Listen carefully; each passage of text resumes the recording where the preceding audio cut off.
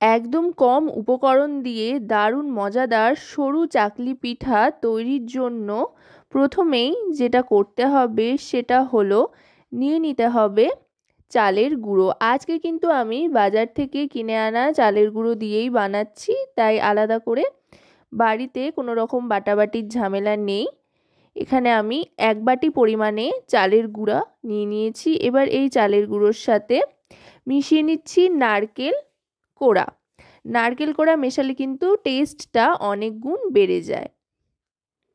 এবার দিয়ে দিচ্ছি পরিমাণ মতো লবণ, 1/2 চামচ মতো লবণ এখানে দিয়ে দিলাম। আর দিয়ে দিচ্ছি এখানে চিনি, বড় চামচের 1 চামচ ভর্তি করে চিনি এখানে দিয়ে দিয়েছি। চিনির পরিমাণটা আপনারা আপনাদের স্বাদ অনুযায়ী কম বেশি চাইলে করে নিতে পারেন। এবার প্রথমে সমস্তটা হাত দিয়ে ভালো করে মিশিয়ে নিচ্ছি। যাই হোক, রান্নাবাটির পক্ষ থেকে সকল দর্শক বন্ধুদের স্বাগত জানিয়ে আজকের রেসিপি তো শুরু করেই দিয়েছি। সেটা হচ্ছে চালের গুঁড়ো দিয়ে, তাও বাজার থেকে কিনে আনা চালের গুঁড়ো দিয়ে সরু চাকলি, যেটা খুবই চটপট হয়ে যায় আর খুবই কম উপকরণে হয়ে যায়।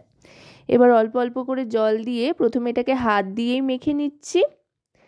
অল্প অল্প করে যেহেতু জল দিচ্ছি তাই হাত দিয়ে মাখতে কিন্তু প্রথমে অনেকটাই সুবিধা হয়, তারপরে আস্তে আস্তে এটার একটা পাতলা ব্যাটার তৈরি করে নিতে হবে। দেখুন ব্যাটারটা কিন্তু তৈরি হয়ে এসছে। এটাকে আরও অনেকটা পাতলা করতে হবে, তাই আরও খানিকটা জল কিন্তু এতে মেশাবো। ভালো করে মিশিয়ে নিয়েছি। দেখুন আলাদা করে নারকেল কোড়া, চালের গুঁড়ো কোনোটাই কিন্তু বোঝা যাচ্ছে না, এত সুন্দর মিশ্রণটা তৈরি হয়েছে। এবার ফ্রাই প্যানের মধ্যে একটা টিস্যু পেপার দিয়ে ভালো করে তেলটা মুছে নিলাম। সামান্য তেল দিয়ে তেলটাকে ভালো করে এবার মুছে নিতে হবে। আর অবশ্যই কিন্তু এখানে সাদা তেল ব্যবহার করছি, আপনারাও সাদা তেল ব্যবহার করবেন, তাহলেই কিন্তু এই চাকলিগুলো একদম ধবধবে সাদা থাকবে। আর গ্যাসের ফ্লেমটা কিন্তু একেবারে লোতেই রাখতে হবে।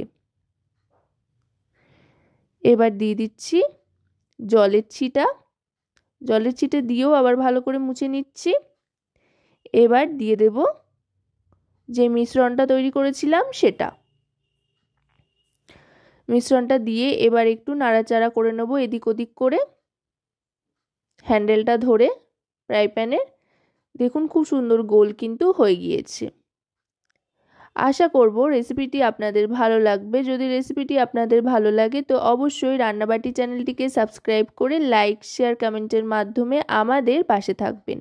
আর পাশে থাকা বেল আইকনটি অন করে দেবেন সবার আগে সমস্ত রকম রেসিপির নোটিফিকেশান পাওয়ার জন্য। আর যদি আপনারা রেসিপিটি আমাদের ফেসবুক পেজ থেকে দেখেন তো অবশ্যই রান্নাবাটি ফেসবুক পেজটিকে ফলো করার অনুরোধ রইল। দেখুন খুব সুন্দর করে কিন্তু তৈরি হয়ে গিয়েছে। এবার আমি এটা ঝাল ঝাল কষা কষা আলুর দমের সাথে সার্ভ করে দিলাম। আপনারা আপনাদের পছন্দ মতো যে কোনো কিছুর সাথে সার্ভ করে কিন্তু খেতে পারেন।